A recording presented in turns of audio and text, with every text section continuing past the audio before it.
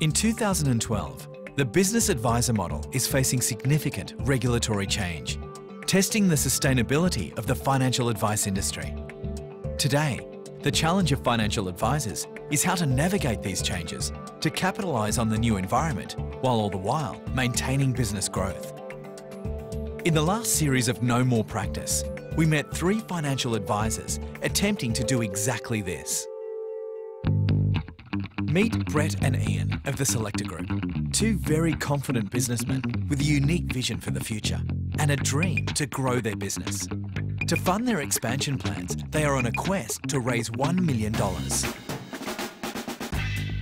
If their deal is successful, they can build up their IT infrastructure and bring a marketing expert on board. We feel pretty confident at the moment about not only achieving our goals short term but also longer term. It's time to do it. Meet Chris Browne. Financial planner Chris is a former winner of the Association of Financial Advisors Rising Star of the Year award. Now, as the founder of Financial Design for Life, Chris wants to sell a parcel of clients who no longer fit his business model. So I think that this step to sell this particular parcel of clients will only make the business more efficient and will see us grow into the future. And Chris sees the future as being driven by the growth in Gen X and Gen Y clients. Last series, our advisors sought guidance from a range of practitioners.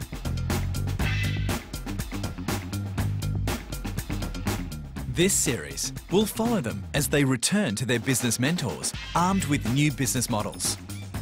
The industry's biggest names offering invaluable advice to our small business owners.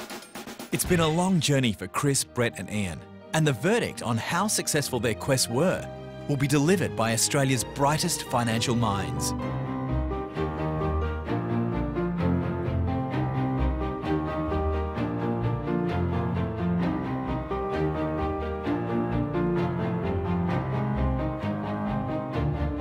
And for this series, we're introducing a new judge, Matt England from BT Advice.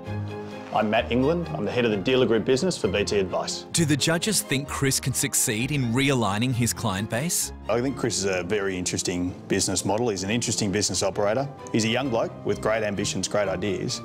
But what's next? Being able to sell off a book of clients and focus on his core ideal clients and power his business growth is a really good sign that he's ready to keep going, ready to keep growing. Welcome to No More Practice Series 3.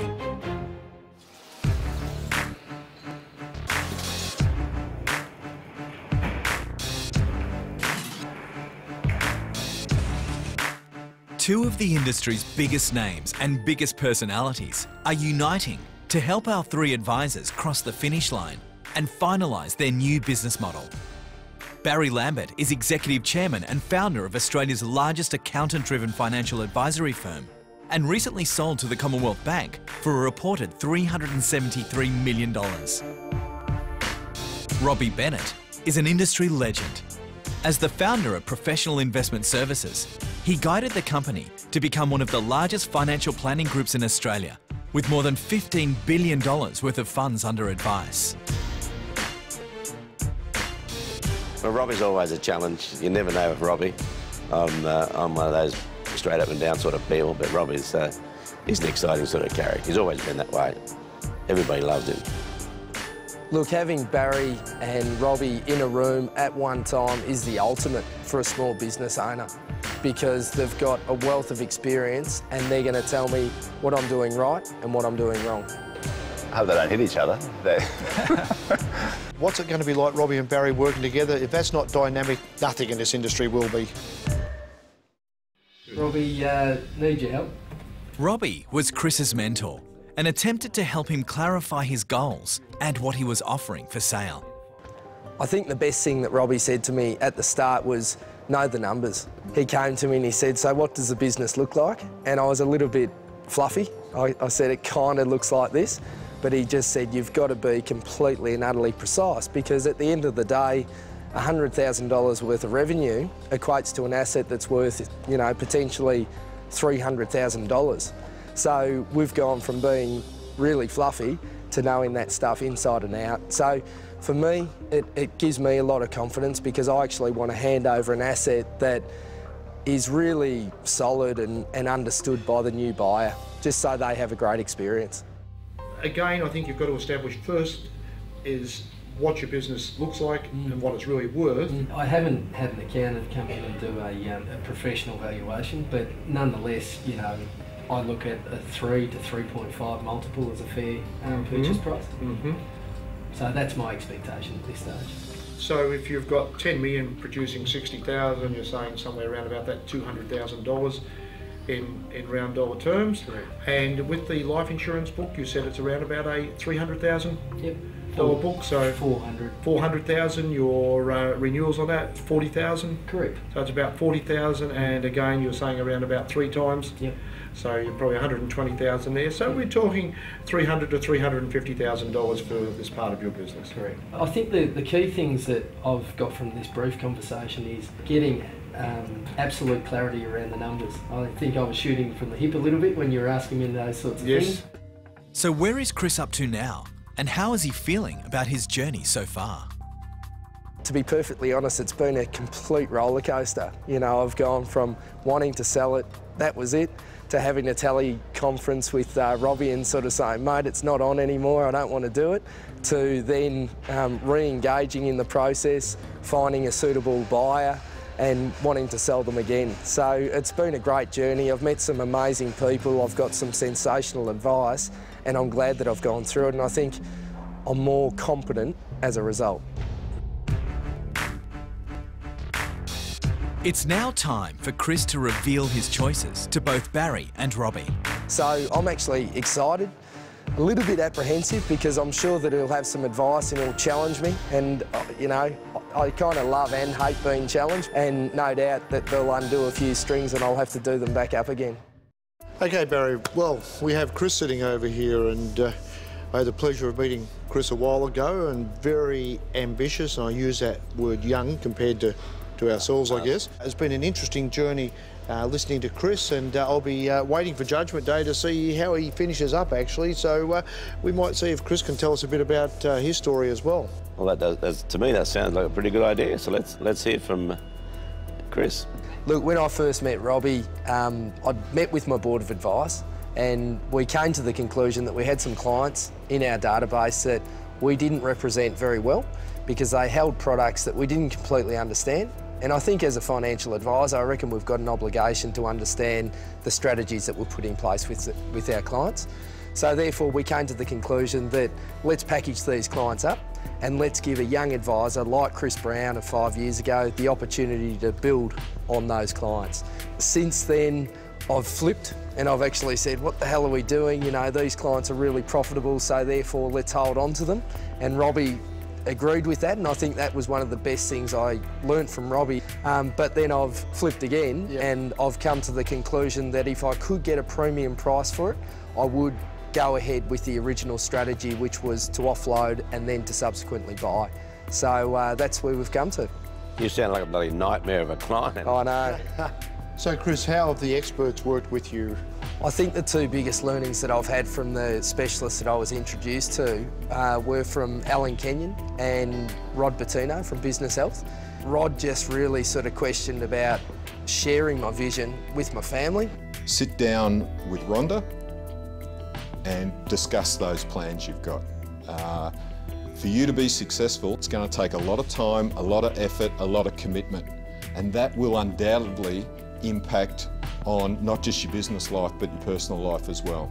So after that conversation with Rod, I really went back home, and over a couple of glasses of red on a Friday night, I just said, this is what I'm trying to achieve.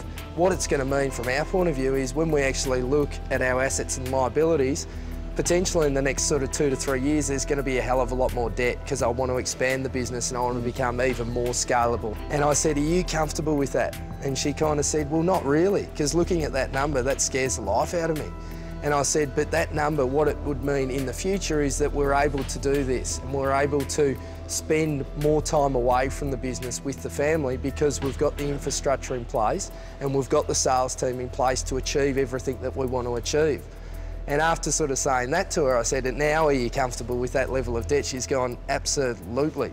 So it was good though, it really sort of fleshed out some issues that might have actually presented themselves in time before we even sort of went down that path. Alan Kenyon was really good because I think Alan Kenyon really challenged me about who we were targeting to buy these clients, and Robbie did exactly the same thing. I was a bit romantic about this. I just had this idea that I wanted to find Chris Browne of 5 years ago and give him the opportunity that I was given. And Alan really sort of said, look, that's nice in theory, but you might need to broaden your horizons. I think you need both markets. I think depending on the profile of the clients, you could obviously go back to your dealer group. It may add some volume to some other businesses in the dealer group. And that led me to not talking to a Chris Browne, but talking to a licensee. Because as you know, licensees oversee a rich vein of talent. And I ended up going to my own licensee and talking to the MLC Connect for Growth program, and they actually found those recruits for me and said, look, how about this? We'll buy those clients for you, we'll source the end person, and we'll introduce those clients to that person. And what that meant for me is I didn't have to worry about finance, I didn't have to worry about finding that person because they'd already found that person for me. And it was a nice, seamless process. So Chris decided to sell. He seems confident it's a done deal.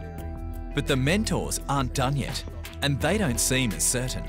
You're going to have some money coming in if you sell this parcel, and you're going to have some increased debt. Yep. Have you thought very carefully about how you would utilise that money and what you would buy with it? I'm actually a fair way down the path, Robbie.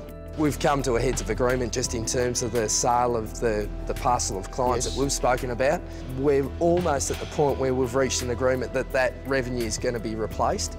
So the money that we've gained over here, we're effectively transferring over here to buy clients that fit our model, that come from a systemised approach that we like and all that sort of stuff. So from my point of view, I think it's really going to have a beneficial effect to the bottom line because those clients really are all over the shop, whereas these clients are nice and tight and really fit the FDFL approach. Yep. So do I have more money left in my pocket? No. But is the business going to be in better shape in moving forward? I think the answer is yes. So just let me understand this fully. You're selling a parcel of clients to buy a better parcel of clients in simple terms, but then you're going to borrow some money to buy even more. How much are you going to borrow relative to your present revenue, for example? Is it? Look, I'd like to double my borrowings. I think when I look at the number... How much are your current borrowings as a percentage of your revenue? $1 million. Your current borrowing is $1 million? Yeah. And you want to borrow $2 million? All I look at, I suppose, I just look at my business. And what's your revenue? What's your revenue, for example? 1.2 million. At the moment? Yes. So you've got $1 million debt with 1.2 million revenue? Yes. Yeah. I'll tell you what, mate, you want to keep in good with your wife. Yeah. Look, I look at my business LVR, and my business LVR sits at about 50 to 60%, depending on the, who you talk to about the valuation of the business. Valuation, yeah. You've identified this parcel of fees? I've identified $140,000 worth of revenue. Right. And the reason for the growth in revenue, Barry, the main thing that I'm passionate about, and I shared this with you before, is mentoring young advisors. I love it. Yep. And that's what I want to continue to do, but I don't want to do it to the detriment of the business. So this better parcel of fees you're buying, why is the person selling them? Look, the person that's selling them are looking to sort of adopt that fewer clients, higher fee sort of model. I'd like to keep walking down the transactional model. So lower fees, more clients, and the clients that they're offloading would fit the transactional model. Right, so it doesn't suit their profile. Doesn't suit their profile, it suits ours. And you can manage that. Yeah, and we've become pretty scalable. I mean, I don't think it's going to increase the costs within our business demonstrably. This original acquisition, I envisage over time it will, but I think with some of the acquisitions that I'm looking at post this acquisition, there's going to be some good quality talent that will come with it, and that's what I want to tap into as well. Barry and Robbie want Chris to look into the ramifications of the deal before facing the judges on Judgment Day. I think you need to check your financial structures, both your legal. Perhaps you should go and see a lawyer and just make sure you're right. And also perhaps because of the debt and that business, you need to have a look at your accounting and to make sure you understand it and make sure you got profitable growth.